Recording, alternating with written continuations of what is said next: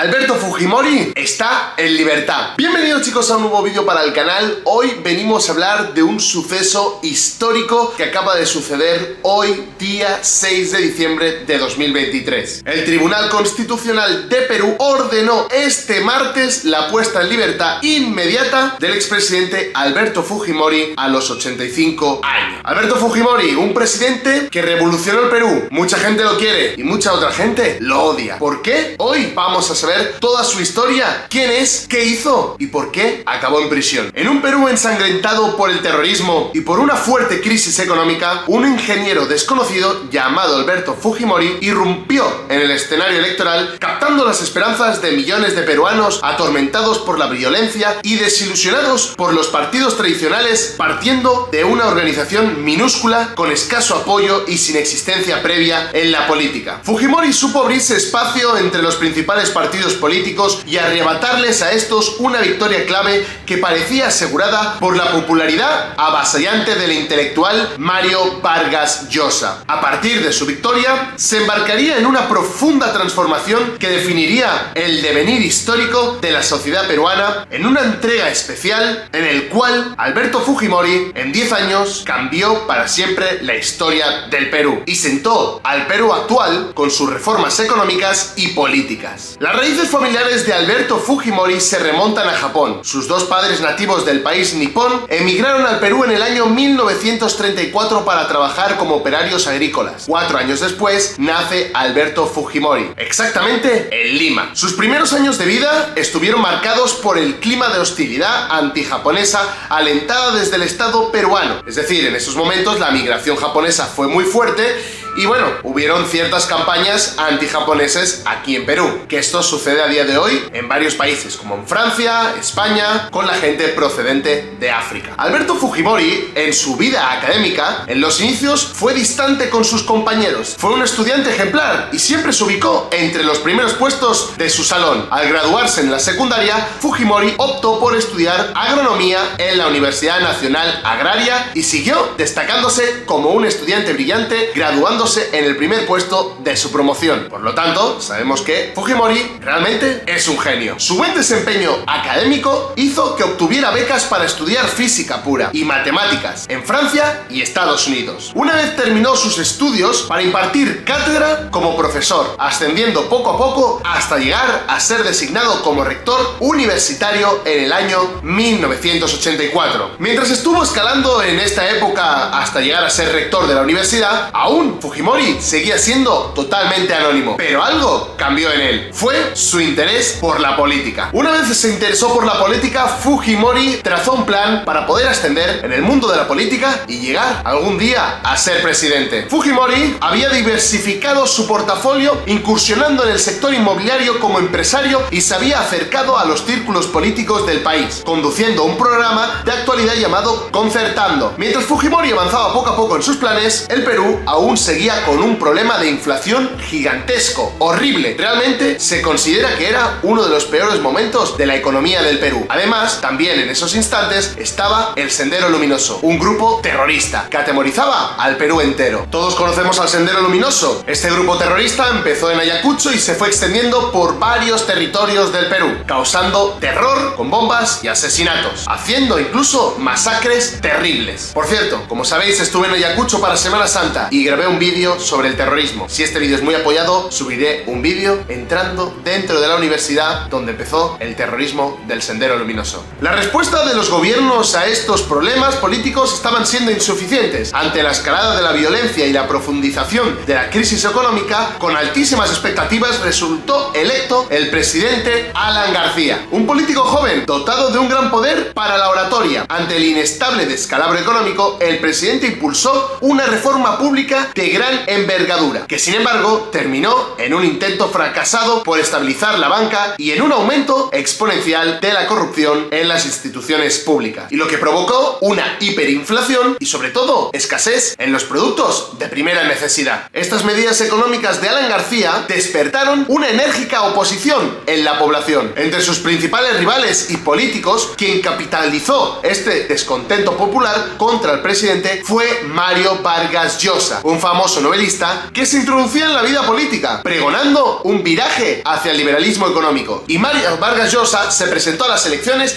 de 1990, las cuales mucha gente lo apoyó, pero muchos otros pensaron que estaba totalmente loco y lo que quería hacer era imposible. Alberto Fujimori dio un salto definitivo hacia el escenario público. Primero apuntó al Senado, al cual intentó acceder a través de la lista parlamentaria del Partido Izquierda Socialista, pero fracasó en su intento. Organizó su propio partido político, bautizado con el nombre de Cambio 90. Este partido era sumamente pobre y no parecía tener posibilidad alguna de aspirar a un primer puesto en las elecciones. En su seno tenía miembros sin experiencia previa en la política. Eran ciudadanos decepcionados de los partidos y algunos pequeños empresarios. Sin embargo, el grupo que más destacaba entre sus filas eran los miembros de la Iglesia evangélica. Estos miembros de la Iglesia usaron una táctica la cual fue puerta a puerta, popularizando así a Alberto Fujimori por las zonas más populares y de gente con menos recursos. Y bueno, Vargas Llosa tenía pues básicamente todo lo contrario, el apoyo de la gente con dinero, y además tenía, como hemos dicho anteriormente, un programa liberal económico, el cual mucha gente dudó de él. Al empezar la campaña, la gente expresó que Vargas Llosa era demasiado extremista, lo que le ganó una imagen pública como un político alejado de la realidad y aliado del sistema. Una vez la caída de la popularidad de Vargas Llosa, mucha de esa gente se fue hacia el bando de Fujimori. Fujimori se centró en el llamamiento hacia las clases bajas y los votantes independientes. Hizo un énfasis especial en la concentración política más que en un shock económico, como la solución para la crisis peruana. En la primera vuelta de las elecciones, Mario Vargas Llosa ganó, pero Fujimori se quedó muy cerca. Y como sabemos, en Perú se vota dos veces. Una para elegir los dos candidatos en una final. Y esa final era Mario Vargas Llosa y Fujimori. En la segunda vuelta, Fujimori ganaría con más del 60% de los votos, con el estruendoso rechazo del Congreso de la República y una desastrosa herencia económica de Alan García. Y en el año 1990, Alan García cedió la banda presidencial a Alberto Fujimori. Alberto Fujimori rápidamente enfrentó de inmediato los problemas que aquejaban al país. A las pocas semanas, Fujimori se dispuso a emprender un programa de estabilización que fue llamado Fujishock por el público. El gobierno de Fujimori liberalizó los precios subsidiarios del mismo modo en el que aumentó las tasas de interés y los impuestos. Esta fue la estrategia inicial que hizo Fujimori para básicamente acabar con la hiperinflación y estabilizar la economía del Perú. Además, cerró con la esperanzadora frase que Dios nos ayude. Los efectos de estas políticas que hizo Fujimori en la economía no tardaron en sentirse. El precio de la gasolina aumentó un 3000% de la noche a la mañana, mientras que los precios de la mayoría de los alimentos aumentaron un 500%. Los precios de los servicios básicos también experimentaron una alza exponencial. El agua y la luz también se duplicaron. A pesar de que los precios siguieron subiendo muchísimo después de todo lo que hizo Fujimori, la gente siguió apoyándolo y creyó en su gobierno. En 1991, Fujimori privatizó muchas empresas estatales. Al privatizar muchas empresas y muchos servicios, básicamente lo que quería el gobierno era lo que querían conseguir era recuperar la confianza en la banca internacional, es decir, de que llegaran nuevos inversores al Perú. Fujimori estableció un Fondo Nacional de Compensación y Desarrollo Social cuyo propósito era ayudar a los pobres, y a través de pequeños proyectos de inversión, asimismo, el gobierno creó un programa nacional de asistencia alimentaria para contribuir con el suministro de alimentos a las áreas más pobres. No obstante, la economía y la pobreza no eran la única preocupación del gobierno peruano, sino que el Sendero Luminoso y el MRTA, y amenazando en destruir el futuro que había pensado Fujimori para el Perú. Para combatir este peligroso enemigo, Fujimori había entablado una alianza estratégica con las Fuerzas Armadas, que con el tiempo se convertirían en el sostén de sus designios políticos. El ejército le permitió autorizar la creación de patrullas de defensa civil en ciudades y en campos rurales, a quienes se les suministró armamento bajo el beneplácito del Congreso. Así se invirtió en una alianza hasta el momento impensable entre el ejército y el campesino en la lucha contra el terrorismo. También en esta época Fujimori creó un tribunal militar para juzgar a los sospechosos de terrorismo. En estos instantes, Sendero Luminoso, cuyo núcleo estaba en el interior del país, empezaba a expandirse hacia Lima, conduciendo a un montón de violencia cada semana. Pero todos los días días habían noticias de asesinatos de funcionarios públicos, sacerdotes, dirigentes comunales, civiles inocentes, y el Sendero Luminoso lo celebraba por todo lo alto. El Estado peruano, en 1992, pasaría a la historia como el inicio de una nueva era política. Las tensiones entre el Congreso y el gobierno de Fujimori estaban en su punto más álgido. Fujimori acusaba al poder legislativo de obstruir su programa económico y al poder judicial de estorbar la lucha contra el terrorismo. Ante el constante desacuerdo entre los tres poderes y la resistencia unánime de la oposición, Alberto Fujimori decidió disolver el Congreso de la República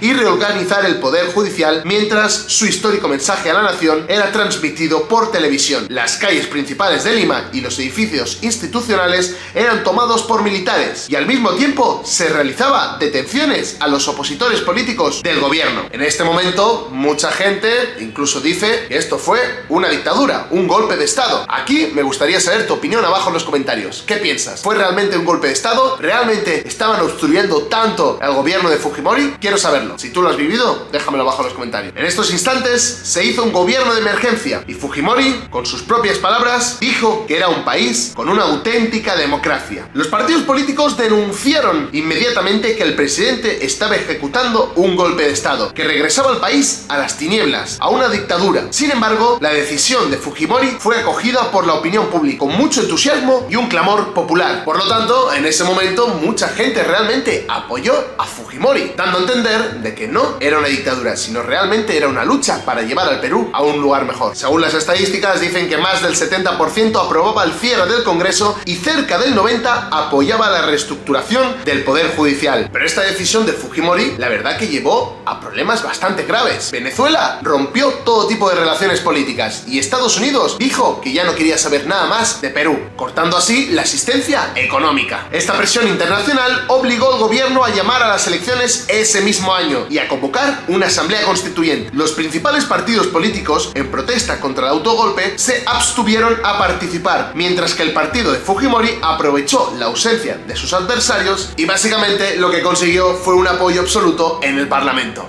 Obviamente. Obtenido el éxito electoral, los congresistas redactaron y sancionaron una nueva constitución, que es la misma Carta Magna, que sigue vigente hasta el día de hoy en el Perú. El resto de la primera presidencia de Alberto Fujimori estuvo definido consolidación del nuevo modelo económico y la victoria frente al terrorismo. En septiembre de 1992, el Grupo Especial de Inteligencia del Perú, conocido como el GEIN, emprendió una operación para capturar al líder del Sendero Luminoso, Abimael Guzmán. La operación se llevó a cabo en una casa ubicada en Lima, que había sido alquilada por la cabecilla de la organización terrorista. Esta captura fue denominada como la captura del siglo. Este éxito significó un golpe moral para el terrorismo en Perú, aunque seguían operando alrededor del país elementos terroristas. Este episodio marcó el principio de la pacificación del Perú. Esta época también es recordada por varias masacres contra la población civil. Podríamos hablar de la masacre de Barrios Altos y la ejecución de 9 alumnos y un profesor en la Universidad de Cantuta, uno de los varios crímenes imputados contra Alberto Fujimori. Es decir, esto que sucedió, según Fujimori, dice que eran organizaciones terroristas que se estaban organizando, pero según también dicen, no eran nadie, sino era gente inocente, y por eso es uno de los cargos que se le ponen a Fujimori, que lo llevaron a la cárcel. En este poco tiempo, Fujimori se había convertido en un auténtico fenómeno político en la historia del Perú. Sus decisiones no solo contaban con el respaldo de las Fuerzas Armadas, también lo apoyaba un amplio sector de la población que seguía depositando su confianza en el programa del gobierno. En estas circunstancias favorables, Fujimori iniciaba su campaña para reelegirse como presidente en las elecciones de 1995. Básicamente lo que hizo Fujimori en estas reelecciones del 95 es sacar pecho de lo que había hecho, pero ya os digo, esto hizo que Fujimori fuera reelegido en el año 1995. En la primera vuelta obtuvo un 64% de los votos y nuevamente lograba una mayoría en el Congreso. En la primera vuelta, con un 64% de los votos, nuevamente lograba una mayoría en el Congreso y un campo abierto sin obstáculos para continuar con su gobierno, mientras que los otros partidos tradicionales seguían sin fuerzas para presentar una amenaza a su hegemonía. Pero detrás de sus éxitos estaba un abogado tan inescrupuloso como inteligente, un hombre que jugó un papel protagónico en la fuerza y conservación del poder de Alberto Fujimori, y estamos hablando de Vladimir Montesinos, el poder detrás del poder. Fujimori y Montesinos se habían conocido durante el desarrollo de la campaña presidencial en 1990. Con el pasar de los años, Montesinos se fue convirtiendo en un colaborador cada vez más presente en la vida política de Fujimori. Montesinos fungió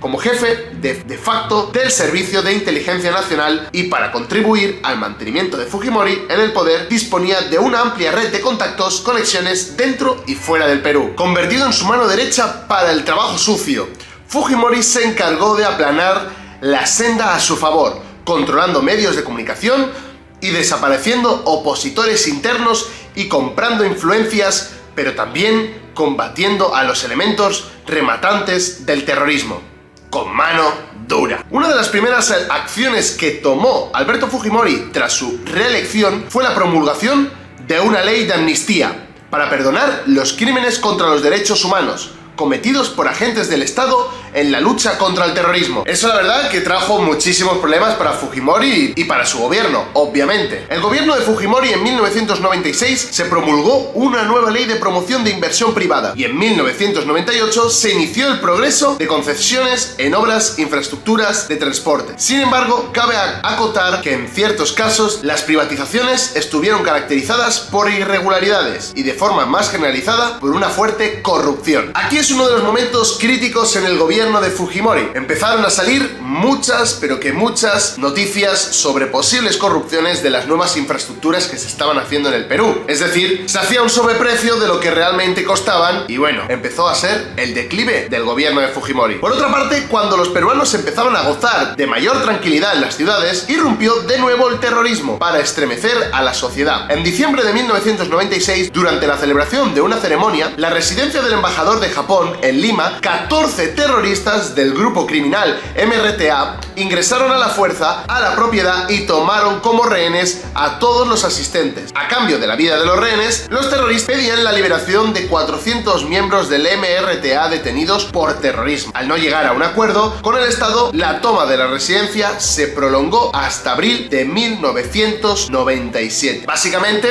unos 176 días, exactamente. Esto fue un momento en el cual, ya os digo, imaginaros, un grupo terrorista se mete dentro de una embajada, retiene a rehenes inocentes, claramente está diciendo de que los van a matar, y el gobierno, pues en esos momentos, lo que hizo es prepararse para entrar y acabar con todo. El 22 de abril de 1997 se ejecutó la operación de rescate, bajo el mejor augurio. Luego de meses de preparación, todo estaba preparado y minuciosamente controlado para un resultado satisfactorio. A las 3:23 de la tarde, una fuerte explosión en el piso del salón principal inició la operación. Al cabo de unos minutos, todos los terroristas habían sido asesinados y todos los rehenes fueron rescatados, excepto uno, que básicamente murió por una hemorragia. Además, durante este tiempo, Perú tuvo que negociar con Ecuador para delimitar las fronteras de ambos países, tras un conflicto armado en la guerra de Cenepa, en 1995. Debido a todo esto, a la guerra contra Ecuador, a los terroristas, a la lucha interna contra los terroristas y la corrupción que había, el fujimorismo estaba muriendo. Mucha gente ya estaba en contra de Alberto Fujimori y su gobierno. En 1999, Fujimori volvió a postularse como candidato presidencial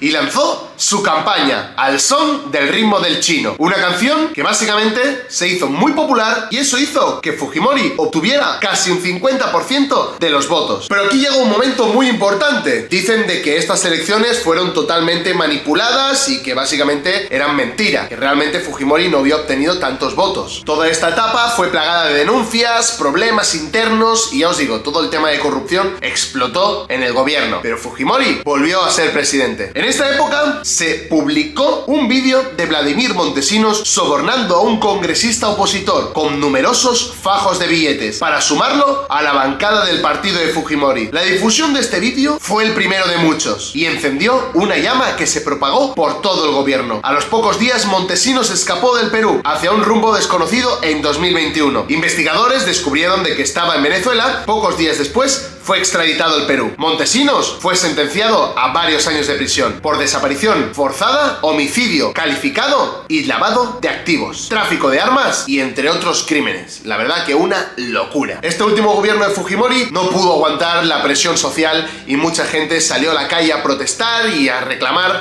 que, bueno, básicamente Fujimori ya no fuera presidente del Perú. Justamente él se encontraba en una gira diplomática en el continente asiático. El presidente abandonó su cargo enviando desde Tokio un fax donde notificaba su renuncia al Congreso. Pero el Congreso rechazó su renuncia y lo destituyó por incapacidad moral. Alberto Fujimori pudo vivir varios años en el exilio, pero finalmente sería extraditado desde Chile a Perú en 2005 para ser juzgado. Exactamente, fue condenado a prisión por usurpación de funciones, crímenes contra los derechos humanos y corrupción. Y bueno, a día de hoy, a sus 85 años, Fujimori ha salido de la cárcel. Básicamente ha sido hoy el día que ya os digo, Perú ha hecho historia. Este presidente que, bueno, hizo cosas buenas para el Perú, pero que también hizo cosas horribles por las cuales le condenaron 25 años de prisión, a día de hoy está libre en su casa. Y mucha gente lo estaba esperando fuera, es decir, gente que realmente lo apoyaba, que lo quiere. Y es más, en las últimas horas, toda esa gente está pidiendo de que regrese al gobierno, de que quite a Dina Boluarte. Y como muchos ya sabemos, muchas veces Keiko ha llegado casi a ser presidenta del Perú y no lo ha logrado. Pero mucha gente que votó a Keiko es la gente que apoyaba a su papá. Por lo tanto, ¿tú qué piensas de Alberto Fujimori? Déjamelo abajo en los comentarios. Aquí te he contado un poco su vida debido a que hoy ha sido liberado a sus 85 años. ¿Qué te parece? ¿Te parece bien? ¿Te parece mal? ¿Nunca debería haber salido de prisión? Sí, que se quede en su casa tranquilo y que muera en paz. ¿Qué te parece? Déjamelo abajo en los comentarios. Espero que te haya gustado este vídeo. Ya os digo, es algo totalmente diferente que hemos hecho en el canal. Si queréis más vídeos así, ya os digo, tengo un vídeo preparado sobre el terrorismo del Perú que muy pronto lo soltaremos, ya que hemos tocado un poquito de historia hoy, pues lo sacaremos en los próximos días. Déjame en los comentarios qué te ha parecido, dale like, suscríbete, compártelo y nos vemos en el siguiente vídeo. Adiós.